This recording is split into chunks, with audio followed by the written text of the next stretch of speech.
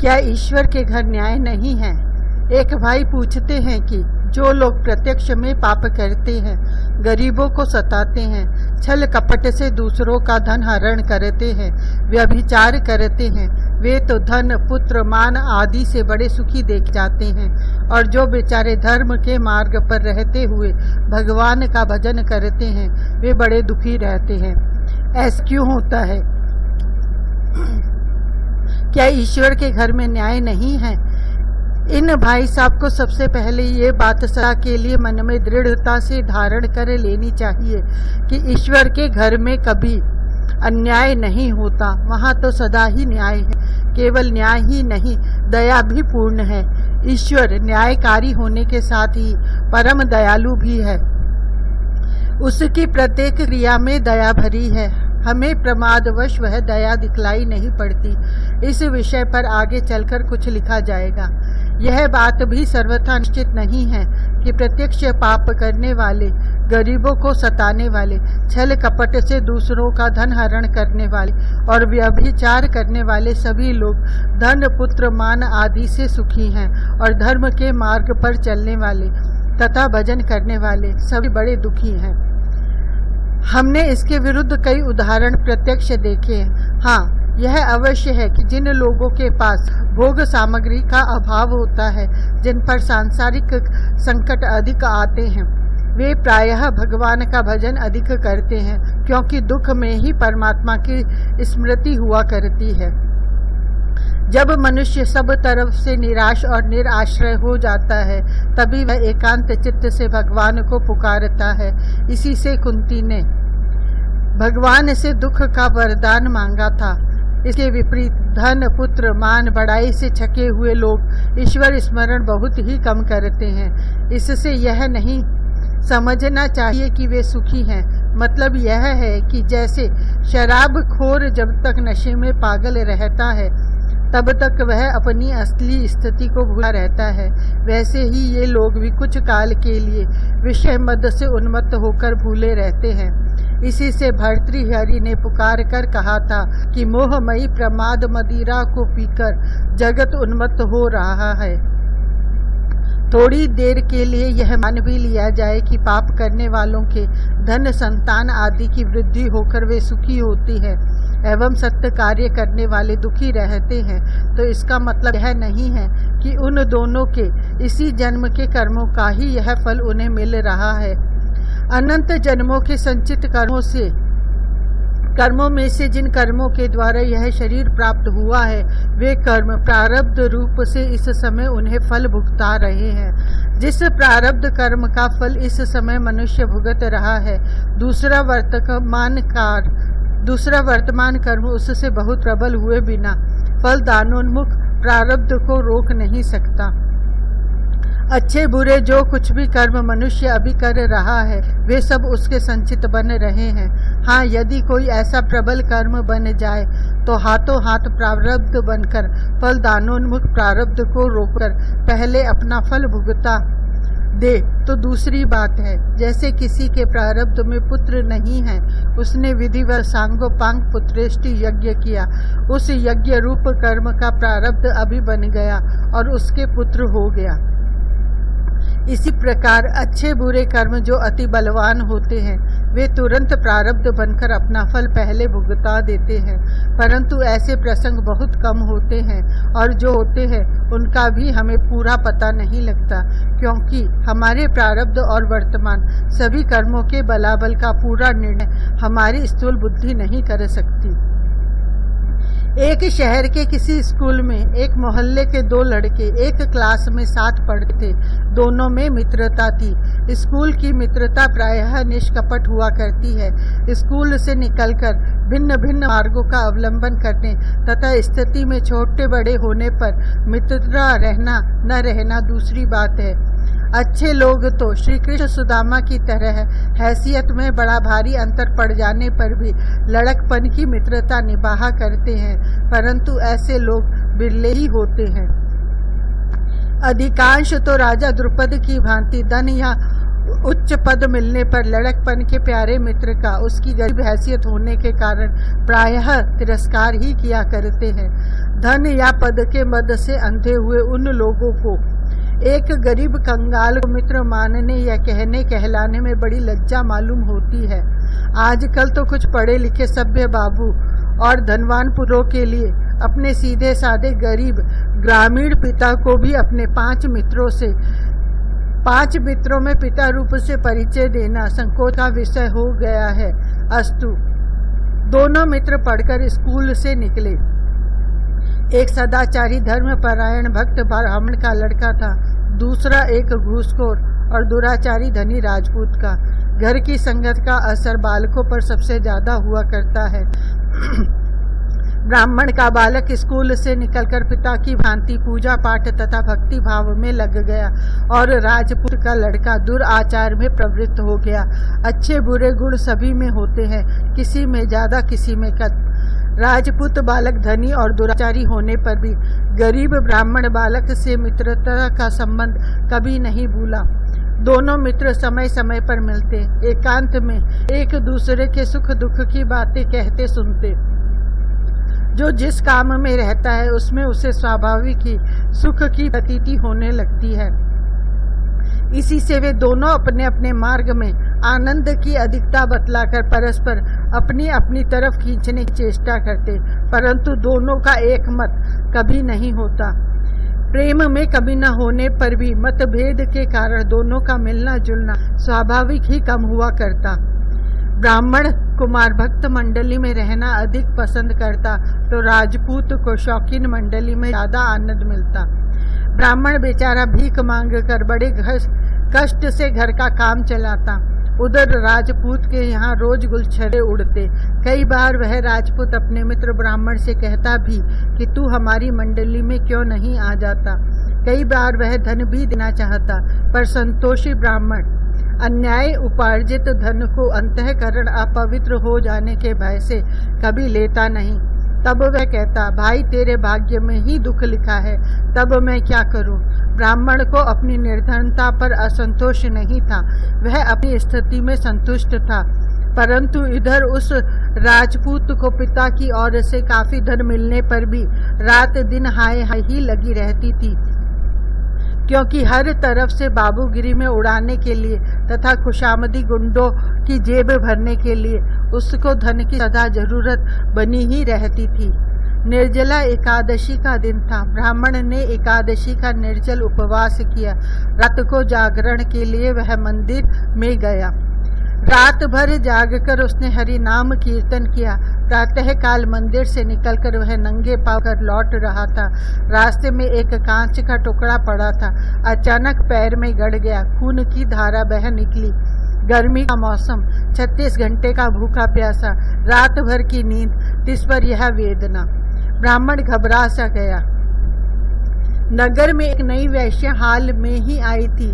रात को उसका गाना था। शौकीन बाबुओं का जमघट वहीं पर था। बिजली के पंखे चल रहे थे। शराब कबाब की कोई कमी नहीं थी। जागे जितनी देर सुरीले सुरों का आनंद लूटा और जब मन में आया तब सो गए। तो नींद का सुख। बाबुओं ने बड़े सुख से रात बिताई। कहना नहीं होगा कि ब्राह्मण का मित्र भी वहां जरूर पहुंचा था। प्रातः का वैश्या के यहाँ से निकलकर सब अपने अपने घर जाने लगे। सभी नशे में चूर झूम रहे थे। एक की पॉकेट से मनी बैग गिर गया। उसमें 5000 के नोट थे। उसको नशे में क्या पता था कि मेरा मनी बैग कहीं गिर गया है। राजपूत कुमार पीछे से आ रहा था। उसने भाग्यवश कुछ शराब कम चढ़ाई थी, इससे वह कुछ होश में था। चलते चलते मनी बैग पर उसकी नजर पड़ी। उठाकर देखा तो पूरे 5000 के 5 नोट। वह आनंद के मारे उछल पड़ा। सोचा, पिताजी ने इधर हाथ सिकोड़ लिया था। चलो, कई दिनों के लिए मौज शौक का सामान सहज ही मिल गया। बैग जेब में रखकर वह चलता बना। जिस रास्ते से वह जा रहा था उसी रास्ते में उस ब्राह्मण के पैर में कांच लगा था। वह बेचारा खून पोंछकर जल की पट्टी बांध रहा था। मित्र को देखकर उसे कुछ हिम्मत हुई। पूछने पर उसने सारी कथा सुना दी। राजपूत ने कहा, भाई तुम तो किसी की बात मानते नहीं। दिन रात पाठ पूजा और राम नाम के व्यर्थ के बखेड़े में लगे रहकर जीवन बर्बाद कर रहे हो। भला क्या होता है राम राम बड़बड़ाने और मंदिरों में जाने से? खाने को पूरा अन्न मिलता नहीं, कमाई करना तुम जानते नहीं, बात बात में तुम्हें पाप का डर लगता है, बाल बच्चे दुखी हो रहे हैं, तुम्हारी तो हड्डियां ही चमक रही हैं, तिस पर कहते हो धर्म और राम नाम संसार सागर से तार देगा, मरने पर वैकुंठ मिलेगा। कोई देखकर आया है कि मरने पर आगे क्या होता है? भाई, आगे पीछे कुछ नहीं होता। व्यर्थ में शरीर को कष्ट मत दो, खाओ पियो मौज करो, जब तक जियो सुख से जियो, इंद्रियों से आराम भोगो। मर जाने पर तो सिवा खाक के और कुछ होता नहीं। मुझे देखो कितनी मौज में हूँ, रात दिन चैन की वंशी बजती है। रात को गया था परी गुलशन का गाना सुनने, बड़े आनंद से रात कटी। सुबह वहां से निकला तो पूरे 5000 के नोट मिले। यह कहकर उसने मनी बैग में से नोट निकालकर दिखलाए और फिर बोला, छोड़ो इन बखेड़ों को, मेरे साथ चलो और आराम से रहो। ब्राह्मण घबराया हुआ था। विपत्ति के समय सहानुभूति भरे हृदय से जो बातें कही जाती हैं उनका असर विपदग्रस्त मनुष्य पर अवश्य होता है। अतएव ब्राह्मण के हृदय पर भी मित्र की बातों का कुछ असर हुआ। थोड़े समय के लिए उसे अपने धर्म मार्ग पर संदेह हो गया। वह सोचने लगा, ठीक ही तो है, मैं जिन कामों को महापातक समझता हूँ उन्हीं में यह दिन रात रत रहता है, तब भी इसे कितना सुख है, और मैं दिन रात भजन पूजन में रहता हूँ। भला कल तो मेरे 24 घंटे केवल भजन में ही बीते थे, जिस पर मुझे तो यह संकट मिला और इसे 5000 रुपये मिल गए। इन विचारों के पैदा होते ही अभ्यस्त शुभ संस्कारों ने जोर दिया। मन ही मन ब्राह्मण पहले विचारों का खंडन करने लगा। उसने सोचा, यह तो सर्वथा पाप है, क्या हुआ जो इसे रुपए मिल गए, पराया धन लेना क्या अच्छी बात है। जिस बेचारे के रुपए खोए हैं उसको इस समय कितना क्लेश हो रहा होगा, मुझे ऐसा सुख नहीं चाहिए। इस तरह मन में अनेक संकल्प विकल्प हुए। अंत में ब्राह्मण को उस महात्मा की बात याद आई जो उस समय नगर में आए हुए थे। बड़े सिद्ध योगी थे, भूत भविष्यत वर्तमान तीनों काल की बातें जानते थे। राजा प्रजा सब पर उनका प्रभाव फैला हुआ था। वे कई लोगों को कई प्रकार के चमत्कार दिखला चुके थे। ब्राह्मण ने सोचा, इसका निर्णय भी उन्हीं से कराना चाहिए। उसने अपने मित्र से यह प्रस्ताव किया। राजपूत ने कहा, भाई, निर्णय तो कुछ कराना है नहीं, प्रत्यक्ष ही प्रमाण है, परंतु तुम कहते हो तो चलो उन्हीं के पास। राजा की श्रद्धा होने की वजह से राज कर्मचारी के इस पुत्र के मन में भी उस महात्मा पर कुछ श्रद्धा थी। दोनों वहां पहुंचे, हाथ जोड़ प्रणाम किया और अपनी सारी कहानी उन्हें सुना दी। तदंतर योगी ने ध्यान से सब बातें जानकर कहा कि जिसको रुपए मिले हैं वह बड़ा पापी है, और जिसके पैर में चोट लगी है वह बड़ा पुण्य आत्मा है, क्योंकि प्रारब्ध के अनुसार पहले को आज सम्राट का पद मिलना चाहिए था और दूसरे को सूली होनी चाहिए थी, परंतु पहले के प्रबल पाप ने सम्राट का पद केवल 5000 रुपयों में बदल दिया, और 5000 भी इसके अमुक साथी ने जो पहले इसी के घर से चुरा लिए थे हैं, नहीं तो पराया धन ले का भारी पाप इसे और होता। तथापि इसने पर धन जानकर भी मन चलाया, इसका पाप तो इसे अवश्य होगा, परंतु दूसरे के प्रबल पुण्य से सूली टलकर केवल कांच मात्र की चोट से ही फल भुगत गया। इतना कहकर महात्मा ने योग बल से दोनों को उनके पूर्वकृत कर्मों का दृश्य दिखलाया, जिससे उन लोगों को स्पष्ट विदित हो गया कि ब्राह्मण के पूर्वकृत अच्छे नहीं थे, जिससे वह दरिद्र था और आज उसे सूली होनी चाहिए थी। राजपूत के कर्म अच्छे थे, जिससे वह धनी था और आज उस सम्राट का पद मिलने वाला था। यह दृश्य देखकर ब्राह्मण और राजपूत दोनों मित्रों को बड़ा दुख हुआ।